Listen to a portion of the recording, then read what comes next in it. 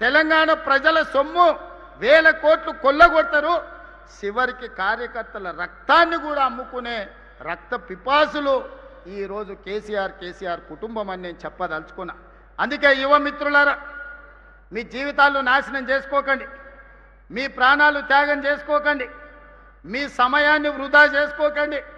మీరు ధర్నాలను నిరసనలను పోతే పోలీసులు ఏవైనా కేసులు పెడితే మీ ఉద్యోగ ఉపాధి అవకాశాలు దెబ్బతింటాయి. ఆనాడు తెలంగాణ ఉద్యమంలో పెట్టిన కేసులు ఈనాటికి మిమ్మల్ని వేటాడుతున్నాయి. అందుకే మీ సోదరుడు మీ రేవంత్ అన్న ఇక్కడ ఉన్నంత కాలం మీ ఉద్యోగ ఉపాధి అవకాశాల కోసం 100% మీకోసం కృషి చేస్తా, మీ సమస్యల్ని పరిష్కరిస్తా అని చెప్పదలుచుకున్నా.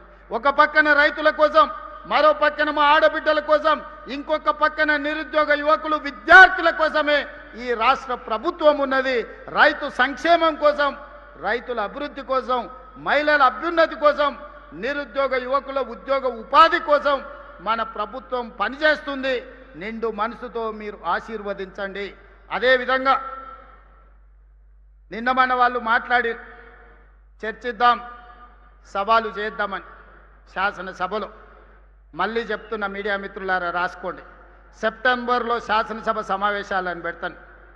నేను ఒక పోలిక నేను మీకు చెప్పదలుచుకున్నా. ఆనాడు చంద్రశేఖరరావు గారు ముఖ్యమంత్రి అయ్యిండు.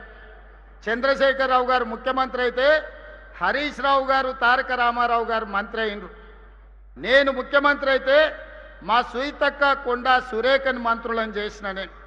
ఆనాడు చంద్రశేఖరరావు ముఖ్యమంత్రి అయితే ఆయన ఎర్రబల్లి దయాకర్రావుని మంత్రిని చేసిండు. నేను ముఖ్యమంత్రి అయితే మా అడ్లూరు లక్ష్మణ్ని నేను మంత్రిని చేసిన. ఆనాడు చంద్రశేఖరరావు గారు ముఖ్యమంత్రి అయితే ఆయన బిడ్డను ఎంపీ చేసుకున్నాడు, ఓడిపోతే ఎమ్మెల్సీ చేసుకున్నాడు.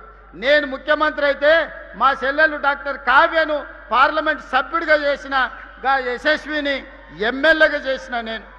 ఆనాడు చంద్రశేఖరరావు ముఖ్యమంత్రి అయితే జోగినిపల్లి సంతోష్రావు సడ్డకుని కొడుకుని రాజ్యసభ చేసుకున్నాడు. ఈనాడు నేను ముఖ్యమంత్రి అయితే మిత్రధర్మంగా వేం నరేందర్ రెడ్డిని మీ బిడ్డను రాజ్యసభలోకి పంపించిన నేను. ఆనాడు చంద్రశేఖరరావు ముఖ్యమంత్రి అయితే కరీంనగర్లో వినోద్రావును బండకేసి కొడితే ప్లానింగ్ కమిషన్ వైస్ చైర్మన్ చేసుకున్నాడు. నేను ముఖ్యమంత్రి అయితే తెలంగాణ ఉద్యమ కారకుడు పొలిటికల్ చైర్మన్ కోదండరామ్ గారిని నేను ఎమ్మెల్సీ చేసిన. ఇవాళ మీరు పోల్చుకోండి, చూడండి. చంద్రశేఖరరావు చేసింది ఫ్యామిలీ జస్టిస్ అయితే నేను చేసింది సోషల్ జస్టిస్. చంద్రశేఖరరావు గారు ముఖ్యమంత్రి అయితే ఆయన కొడుకును కేటీఆర్ను కార్యనిర్వాహక అధ్యక్షుడిని చేసుకున్నాడు. నేను ముఖ్యమంత్రి అయితే మా సోదరుడు మహేష్ గౌడ్ను సోషల్ జస్టిస్లో కాంగ్రెస్ పార్టీ అధ్యక్షుడిని చేసిన. ఇవాళ మీరు చెప్పండి సోదరులారా, కేసీఆర్ అయితే కేసీఆర్ కుటుంబానికి లాభం. అదే కాంగ్రెస్ పార్టీ అధికారంలోకి వస్తే బీసీలకు, ఎస్సీలకు, ఎస్టీలకు, మైనారిటీలకు మీ కుసూర్ పాషా ఈరోజు ఒక బలమైన బాధ్యతలు ఉన్నాడు. ఒక అజరుద్దీన్ ఈరోజు ఒక మంత్రిగా రాణిస్తున్నాడు. అందుకే ఈనాడు నేను స్పష్టంగా సవాల్ విసురుతున్నా. చంద్రశేఖరరావు ముఖ్యమంత్రి అయితే ఎవరెవరికి లాభం జరిగిందో అదే ఇందిరమ్మ రాజ్యం ప్రజాపాలన వస్తే ఏ రకంగా సీతక్క, కొండా సురేఖమ్మ మంత్రులైందో, ఏ రకంగా అడ్లూరు లక్ష్మణ్ మంత్రి అయిందో, ఏ రకంగా అజరుద్దీన్ మంత్రి అయిందో, ఏ రకంగా డాక్టర్ కావ్య ఎంపీ అయిందో, యశస్విని ఎమ్మెల్యే అయిందో, వేం నరేందర్ రెడ్డి రాజ్యసభ అయిందో, లెక్కలన్నీ పక్కాగా నేను చెప్తా. ప్రొఫెసర్ కోదండరామ్ ఏ రకంగా ఎమ్మెల్సీ అయిందో, ప్రొఫెసర్ జయశంకర్ గ్రామం రెవెన్యూ విలేజ్ ఏ విధంగా అయిందో నేను లెక్క చెప్తా.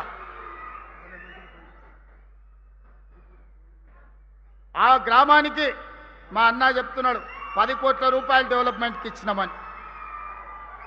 ఆయన మాత్రం చింతమడకకి ఇచ్చుకున్నాడు. అవి కూడా ఇచ్చిండో కమిషన్లు కొట్టేసిండో నాకైతే తెలియదు. అందుకే ఈనాడు మిత్రులారా, ఇది ప్రజాపాలన. ఒకటొకటిగా సమస్యల్ని పరిష్కరించుకుంటున్నాం, మెల్లమెల్లగా కూడా తీసుకుంటున్నాం. ఈరోజు బోల్తా కొట్టిన బండిని పట్టాలు ఎక్కించినాం, ఇక పరిగెత్తిచ్చుడే ఉన్నది. మీ అందరి సహకారం, మీ అందరి ఆశీర్వాదం ఉండాలి. నిండు మనసుతో ఏ విధంగా అయితే పరికాలలో మన్న ప్రకాశాన్ని గెలిపించినో రాబోయే 2029లో రెట్టించిన మెజారిటీతోని ఈ ప్రాంతంలో గెలిపించండి. ఆ పక్కన దొంతి మాధవరెడ్డి గారిని, మిగతా వాళ్ళని, వేదిక మీద ఉన్నోళ్ళని గక్కనే మన నాయన రాజేందర్ ఉన్నాడు, వరంగల్కి అండర్ గ్రౌండ్ డ్రైనేజ్ ఇస్తే ఏం అడగను అన్నాడు. 6,000 కోట్లతో అండర్ గ్రౌండ్ ఇచ్చిన. మళ్ళీ ఎంబడే వచ్చి ఔటర్ రింగ్ రోడ్ కావాలన్నాడు, అది కూడా ఇచ్చిన. మళ్ళీ వచ్చిన అన్నగా ఎయిర్పోర్ట్ ఇస్తూ అంటే గది కూడా అవుతుందని ఎయిర్పోర్ట్ కూడా నేనే ఇచ్చిన. ఇవాళ రైల్వే కోచ్ ఫ్యాక్టరీ కాజిపేటలో 10 ఏళ్ళు కేసీఆర్ దిగకపోతే నేను తీసుకొచ్చి ఈరోజు పనులు ప్రారంభించిన. మీరు చెప్పండి మిత్రులారా, ఆనాటి ప్రభుత్వంలో నిజాం కాలంలో నడిచిన ఎయిర్పోర్టు బంద్ అయితే ఒక్కరోజన్న మీ దిక్కు చూసిండా?